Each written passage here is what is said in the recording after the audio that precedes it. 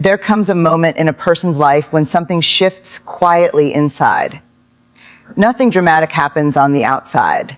The world looks the same. The routines continue. The people behave as they always have. But within, there is a pause, a question, a noticing. And that noticing changes everything. The one who notices is no longer fully inside the system. What is the system? It is not just governments, schools, or workplaces. The system is made of expectations you never agreed to, fears you were taught to carry, and definitions of success you never chose for yourself.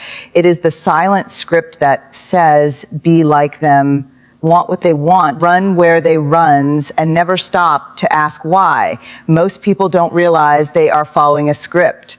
They think they are choosing, but they are reacting. They think they are deciding, but they are repeating. Their days are filled with noise, comparison, pressure, and endless distraction. And distraction is the system's favorite tool because a distracted mind never questions. But then comes awareness. Awareness is a small light, but it is powerful. It appears when you begin to observe your own thoughts, when you ask, why am I chasing this? When you feel tired of pretending, when you sense that your worth cannot be measured by applause, numbers, titles, or approval.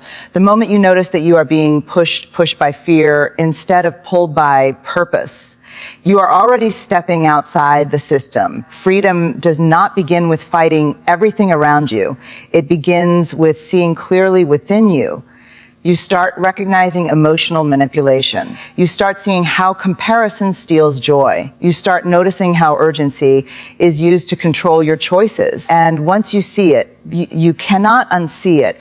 People may still call you part of the same world. You still go to work. You still meet people. You still fulfill responsibilities, but something is different. You are no longer unconscious.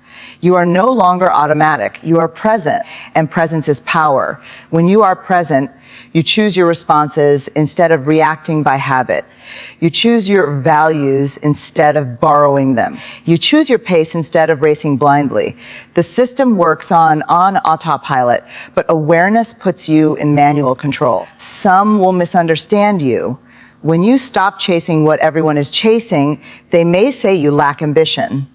When you protect your peace, they may say you are distant. When you refuse fear-based decisions, they may say you are unrealistic. But clarity often looks strange to those who are still confused. Do not be afraid of that, because the one who notices is not lost. The one who notices is awake. And once you are awake, your life stops being a reaction and starts becoming a creation. You no longer live to fit in, you live to be true. You no longer measure your value by the crowd. You measure it by your conscience. You no longer move because you are pushed, you move because you are called. Notice more. Notice gently. Question gently, observe honestly. That is how freedom begins, quietly, internally, powerfully. The one who notices is no longer inside the system. They are finally inside themselves. Awareness is the quiet power that breaks invisible control. And most people do not even realize how deeply they are being guided, influenced, and directed by forces they never question. Invisible control does not always look like rules, laws, or authority figures. It often appears as habits, social pressure, emotional triggers, and repeated thought patterns.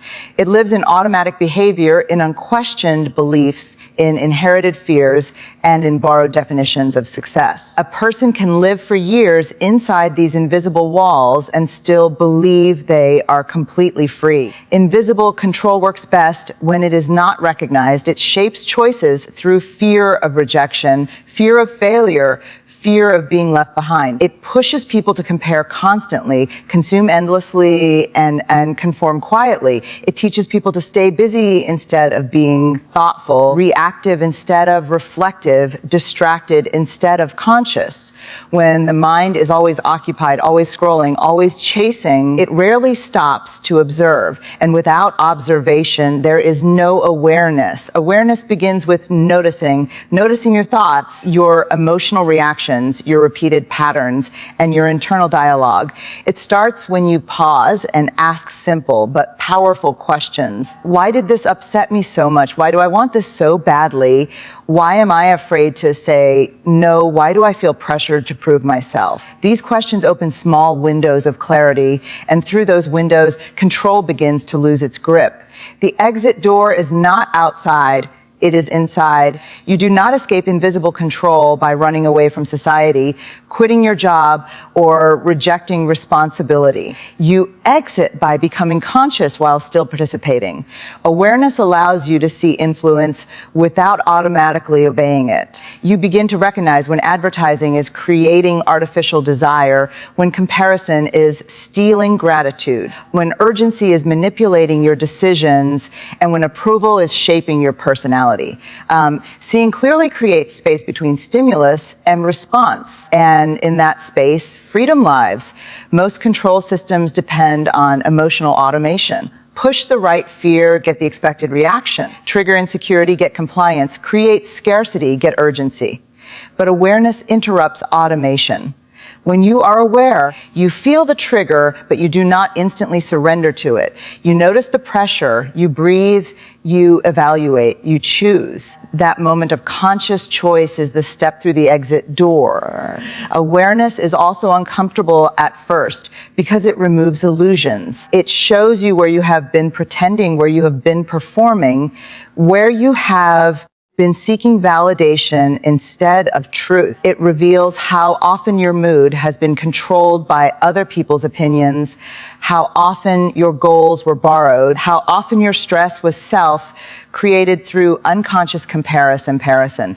Many people avoid awareness because illusion feels safer than clarity, but illusion always costs more in the long run. With growing awareness, your attention becomes intentional. You choose what you consume mental, emotionally, and digitally. You become selective with influences, careful with commitments, and honest about motivations. You stop calling pressure, passion, and exhaustion success.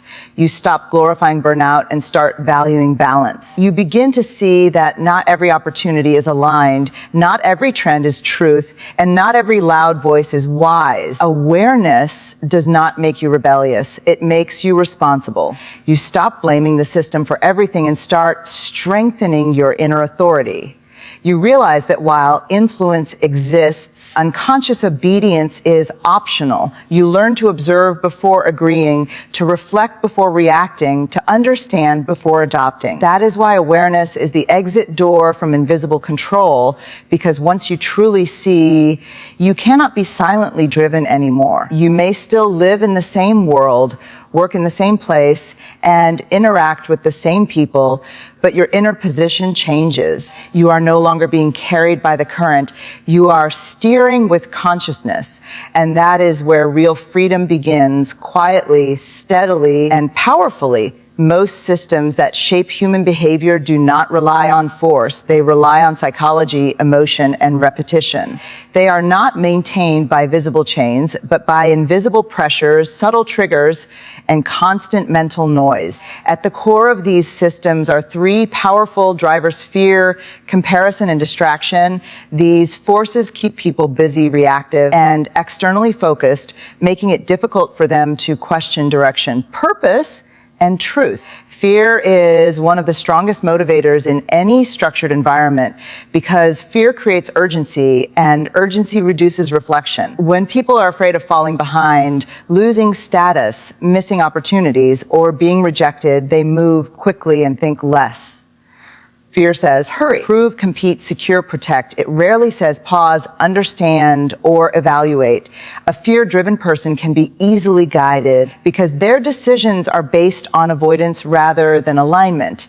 They choose what feels safe over what feels true, what looks accepted over what feels authentic, what is approved over what is meaningful. There are many modern forms of fear: fear of being irrelevant, fear of not being successful enough, fear of not being attractive enough, fear of being judged, fear of missing out. These fears are constantly reinforced through messaging, media, and social environments. When fear becomes normal, pressure feels natural, and people stop questioning why they are so tense while chasing goals they never deeply examined. Comparison is the second engine of control because comparison keeps attention outward. Instead of measuring progress against personal growth, people measure themselves against others' highlights. Comparison turns life into a scoreboard where worth is ranked, displayed, and judged. It creates a silent competition that never officially begins and never truly ends. Someone always has more, looks better, moves faster, earns higher, appears happier. When comparison dominates, gratitude weakens. A person may achieve something meaningful, but instead of fulfillment, they feel insufficient because someone else achieved more. Comparison distorts perception. It hides context, struggle, and timing, and shows only polished results. This distortion creates anxiety and restlessness, which makes people easier to influence. A restless mind is always searching, always chasing, always consuming, and rarely questioning. Systems benefit from comparison because it keeps individuals separated. Instead of collaborating, they compete.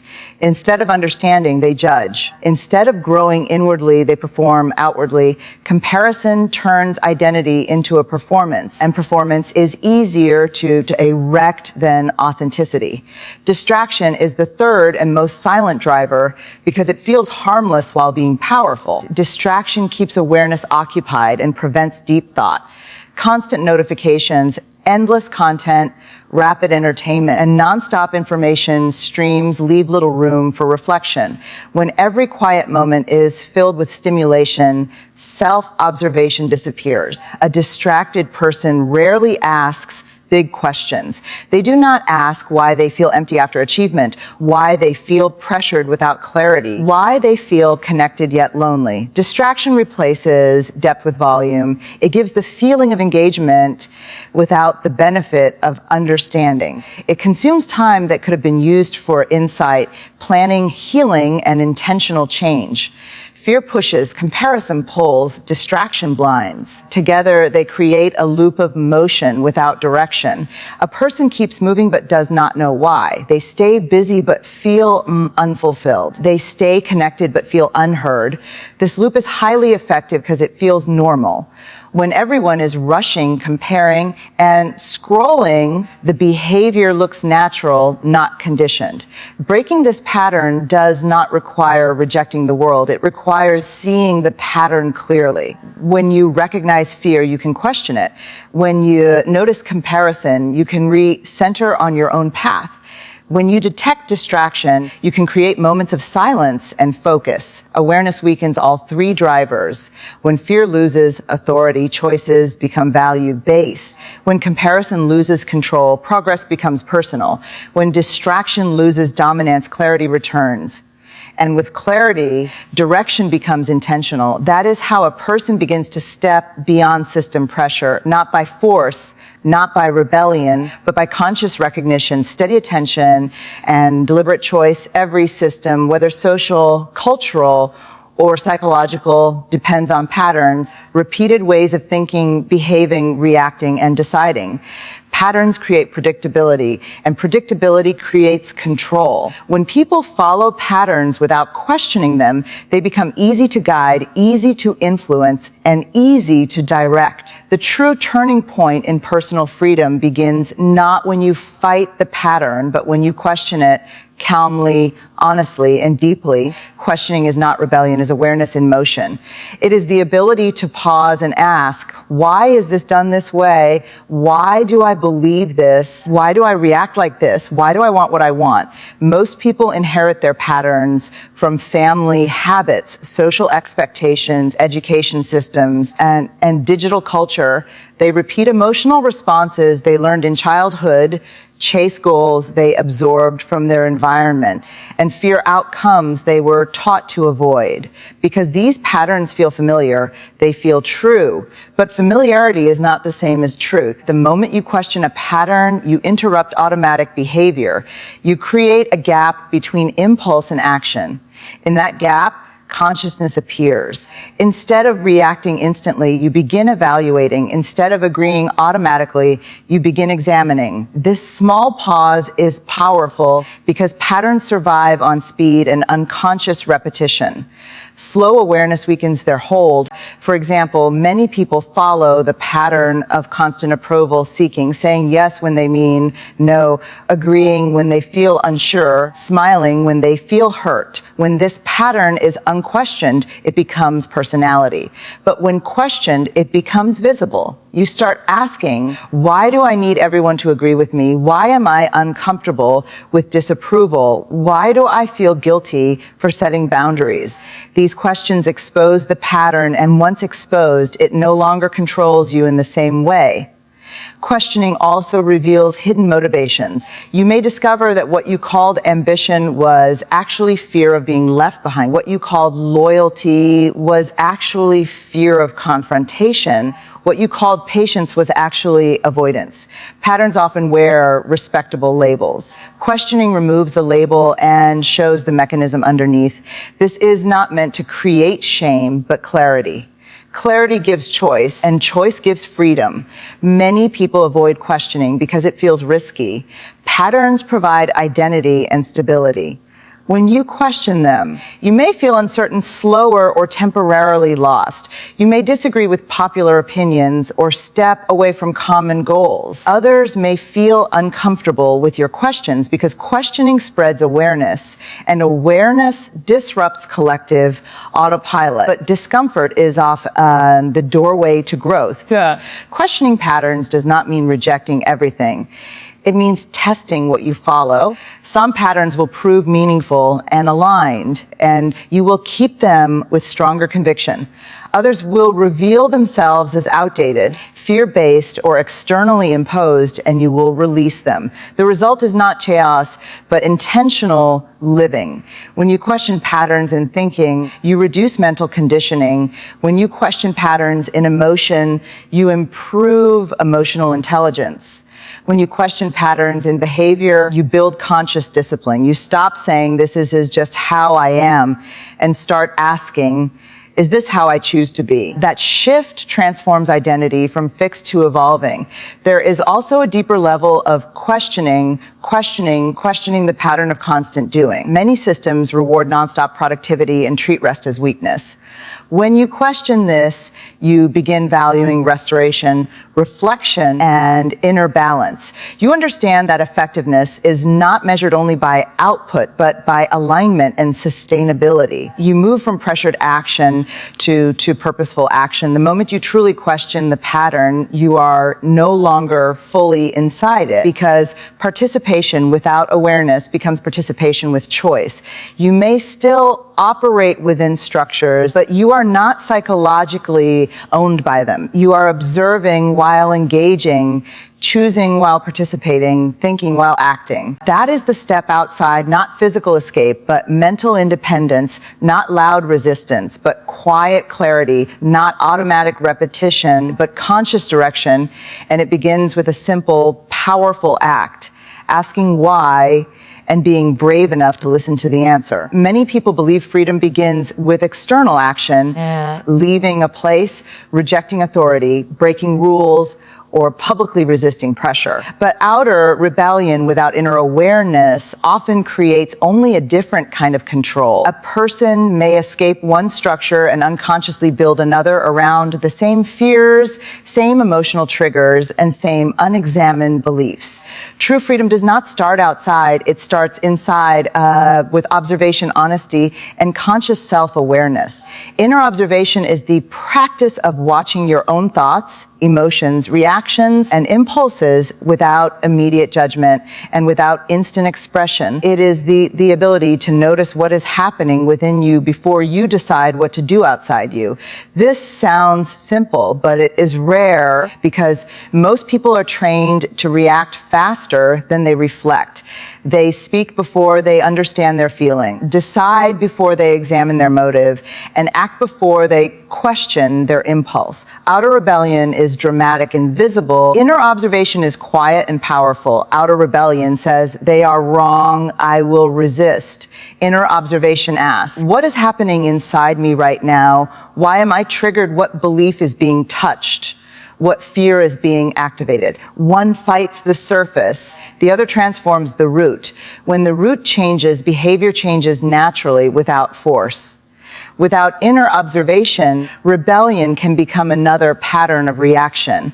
A person who is controlled by approval may become controlled by defiance. A person who followed every rule may begin rejecting every rule, not from wisdom, but from emotional swing.